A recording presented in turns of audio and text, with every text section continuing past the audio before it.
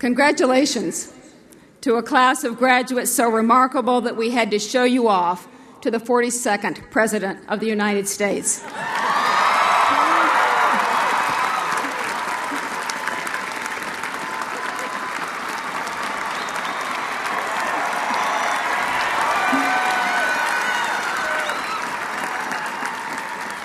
President Clinton, the university community welcomes you to the big house. We do many things well at Michigan, and the team we've put on the field today is one of the best. Just as special as our graduates are their families for the love and encouragement they have given to make today possible. Graduates, please join me in thanking your families for all they have done for you.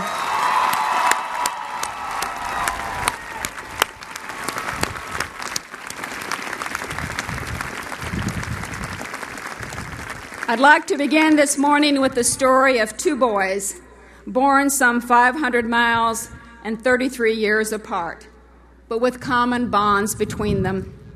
The first boy was born into violence with a father who slapped his wife and threatened his newborn son with a knife. The second boy was born to a single mother and lived with a stepfather who abused alcohol and handguns in front of his young family. The first days and years of these boys' lives were marked with every indicator that foreshadows a troubled life: divorce, alcoholism, poverty, and domestic violence. But each young man would come to know the power of encouragement. They flourished under the love of their mothers, the mentoring of their teachers and coaches, and the benevolence of their neighbors. They found refuge in sports and music and excelled in the classroom. As high school seniors, each earned a trip to Washington, D.C., where they both saw a glimpse of their futures. These boys, each seemingly born under a dark sign, would grow up to become President of the United States. One of them, William Jefferson Clinton, honors us with his presence today.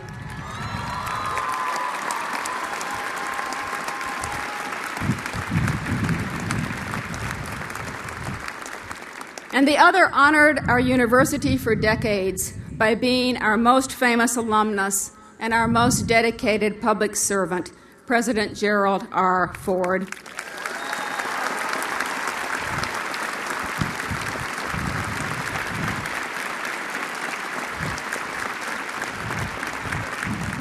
No child should have to experience the volatility that marked the childhoods of these two leaders. And yet every child should share in the tremendous goodwill they received from so many people who believed in them. Graduates, you leave the University of Michigan today with an education that has prepared you for an electrifying world that is changing faster than imaginable. You now have the skills to make an impact as engineers, writers, teachers, scientists, and business leaders who will transform communities, corporations, and countries. But more important than your achievements at the office and the boardroom or the laboratory will be your life's other work, that of being a parent, a coach, a neighbor, a mentor. Regardless of what your business card says, you are first and foremost a citizen of the world. Where you will make a real difference is how you treat and support others, because those are the actions that truly change a life. 7,000 miles from here in the country of Rwanda, HIV infects 250,000 people. For mothers with the disease, it is absolutely vital to feed their babies with infant formula rather than risk transmitting the disease through nursing. This public health challenge in a country where no corporation manufactures baby formula. Last year, 4 students from the Ross School of Business set out to find a solution. For 7 weeks, Matthew Van Asch, Lena Ray, Mark Bailey, and Amishka Parak explored the many obstacles to providing proper nutrition to babies. They worked along government officials and business executives with a single goal: of ensuring a healthy future for Rwanda's most vulnerable citizens. These students voted their time and ideas in Rwanda with support from the Clinton Foundation. And Mr. President, they are with us in the stadium today.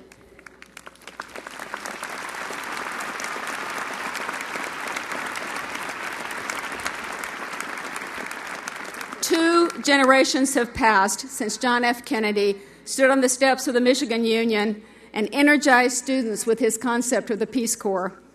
Michigan students did more than just listen to a candidate's speech. Hundreds of them signed petitions saying they were ready right then and there to become volunteers. And John F. Kennedy knew he had struck a nerve. To this day, the U of M is always among the top universities with graduates in the Peace Corps.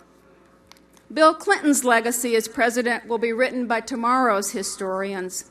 But I believe one of the greatest gifts he gave our country was the AmeriCorps, the domestic equivalent of the Peace Corps that encourages citizens to improve our communities, our schools, and our environment.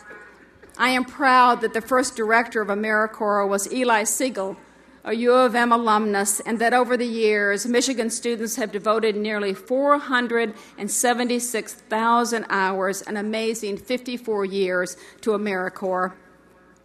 Graduates,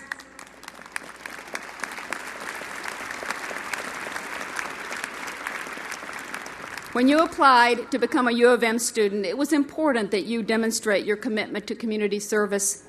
We always want our student body to uphold the Michigan tradition of service to others, and you have. You helped rebuild New Orleans on alternative spring break. You raised hundreds of thousands of dollars by dancing for hours to help children in need. You embraced prison inmates and shared their art with the world.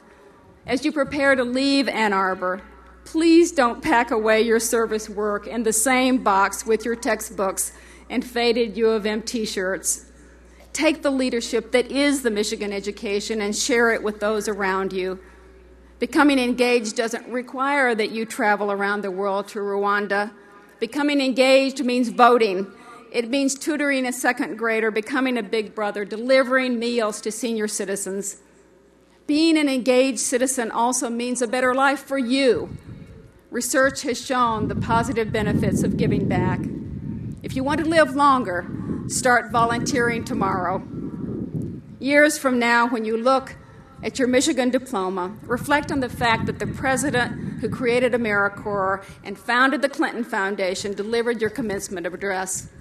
Remember that you graduated from the same university that produced a president who helped heal our nation following one of its darkest periods. Know that you have this bond with two individuals who every day personified the power of giving back to make the world a better place. Gerald Ford had a high school principal who believed in him and an aunt and uncle who helped pay his tuition bills. Bill Clinton had a grandmother who taught him to read and teachers who nurtured his intellect. When you step forward to coach a soccer team or mentor your niece, when you help clean up a local park or raise money to end childhood diseases, when you find your own unique way to share your compassion, know that you will make a difference, and that one person you touch just might grow up to be President of the United States.